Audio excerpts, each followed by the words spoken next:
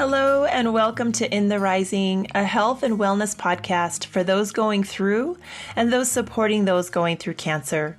My name is Bettina Brown and I'm board certified in physical therapy, wound care, and lymphedema. And for me, cancer is very personal.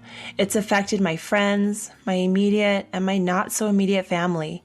And therefore, I created this podcast and FitAfterBreastCancer.com to address the multiple dimensions of our lives during and after recovery.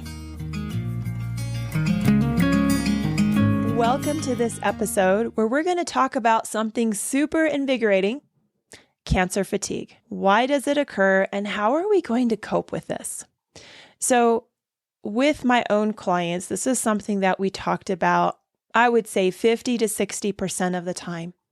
And it was often a comment of, wow, I did not know I could be this tired and still have so much of my day left. Or, you know what, Bettina, I don't understand how I have an entire day of activities and I only have energy till about 11:30 in the morning. You know, Bettina, I feel like there's this monkey or elephant some days just on my back and my muscles don't have energy. I'm mentally fatigued and I'm just tapped out. And so it did not matter what kind of cancer any of these individuals had. Cancer itself, just the diagnosis and the emotional toll and the actual mental toll that this can take on your body is real. So a lot of us, when we're given this diagnosis, we're like going to power on through this. We're going to go into treatments. We're going to overcome this. We're going to fight this. And yes, there's a lot of research that says if you have more of a fighting attitude, you will actually do better. Actually, a lot of research just says your attitude itself will help you improve and you have a higher quality of life. But the reality is that having emotions still wrapped up in processing, not only the diagnosis, but emotions dealing with the grief of what you were expecting from your life. Expecting to do in 2 weeks, expecting to go on that vacation, expecting to do X, Y, and Z. And now you have weeks or maybe months worth of treatment. Also, the emotion of fear. How am I going to pay for some of my bills? That was a huge one for a lot of my clients. How am I going to pay for all of these copays? How am I going to still maintain my job? How am I going to help my child? What if something happens and I'm not there to do A, B, and C? Fear is also a strong emotion that can be motivating, but it is just as strong as emotion that can be depleting. Having an ability to talk with someone, in a lot of cancer treatment centers have someone that will talk about your distress level with you and what are your resources, and having a navigator through your journey to make sure that you don't have to have everything in your mind all the time. But we know it often is the case. Let's talk about hormone changes. So for many cancers, hormone therapy is a type of treatment, and changing the hormone levels in your body can lead to some significant fatigue. Our hormones are our cycle, that cortisol in the morning that we are feeling and is supposed to wake us up, and that melatonin at night that is supposed to calm us back down to go to sleep. Well, those are hormones. A lot of us don't even recognize that melatonin supplement we take is hormone therapy. It's not just another vitamin or supplement. We use our hormones to regulate our day, and we don't even have to be aware of it. So when those hormones have a dysregulation, we can feel out of touch with our own body. Not feeling in touch with our body leads to lack of sleep. And so if you're sleeping less at night or you're feeling very interrupted, you're always waking up at 2 or 3 in the morning, you have fatigue. There's all the cycles that we got to go in and out of, different brain waves, different, the REM sleep and then the not. We need that. We need that to actually recover, not only mentally, but to put the pieces of the day together. a lot of our processing, our mental processing happens when we sleep. And so sleeplessness for an extended amount of time makes us feel a little less in control over the things we still have control over.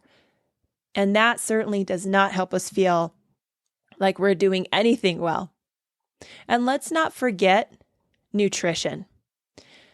When we're really stressed out, some of us kind of go to one pendulum end or the other, like we're eating a whole lot or we're not eating at all. But the reality is just having cancer, just undergoing treatment means your body needs different energy requirements than it would normally if that was not what you were going through.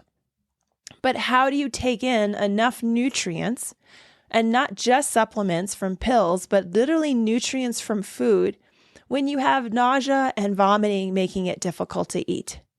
And depending on the cancer in the site, sometimes you're not even able to mechanically take in food. So nutrition has the way of wearing you down if you don't have enough of it. Some of our medications can also lead to extra fatigue or indifference. So I'm going to take a pin right here and talk about one thing that I know the most about, and that's the lack of exercise.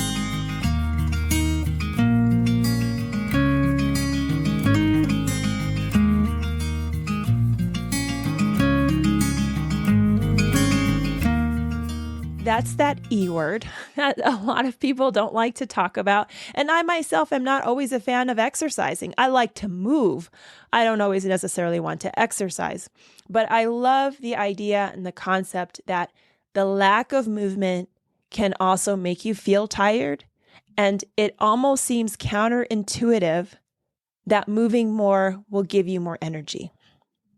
But if you think of it like the spokes on a bicycle, what you put in will continue to rotate around and kind of spew back out at some point in time. What does that really mean?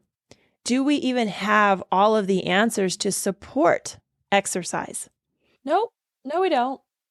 They're still doing a great deal of research on this. The University of British Columbia is looking into this right now and really diving into all of the different cascades. But what we do know on a superficial level is that movement helps improve your fatigue. Now, there are all sorts of different movements that you can do. We all know about yoga. You do not have to do goat yoga. You can do regular yoga, especially for the meditative properties. Again, back to attitude.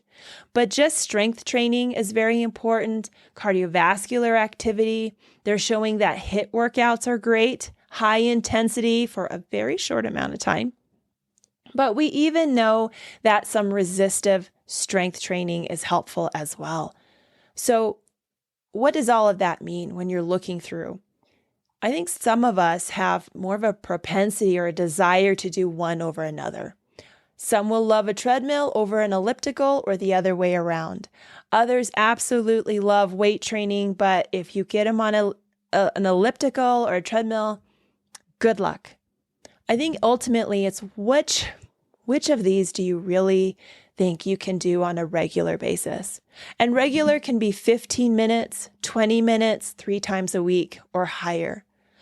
But that little bit of movement really does add up into your body. And I would not say add up, but become exponentially important for you to help reduce your fatigue. When we are fatigued, we tend to become a little more sedentary. And when we're more sedentary, we're weaker. And when we're weaker, we legitimately cannot do as much as we could before, which does affect us. So if we can commit to actually moving our bodies, working on some good sleep, and addressing our emotions, that will do so much to start to slowly work on our fatigue. And since slow is really the key here, it may not be a bad idea to journal it. Write down what you've done every day, and at the end of the week or the end of the month, how do you really feel? Because when we feel these small incremental changes, it's so easy to give up and say it's not making a difference. But when you have it there in black and white in your own handwriting, legitimately not lying to yourself, you can see the difference. And when you see that spark of change, that gives you that energy to continue on, to continue to work and address your fatigue. So thanks so much for listening to this podcast episode. And since we talked a little bit about nutrition, I wanted to share with you that I have a link down below to some wonderful Mediterranean recipes.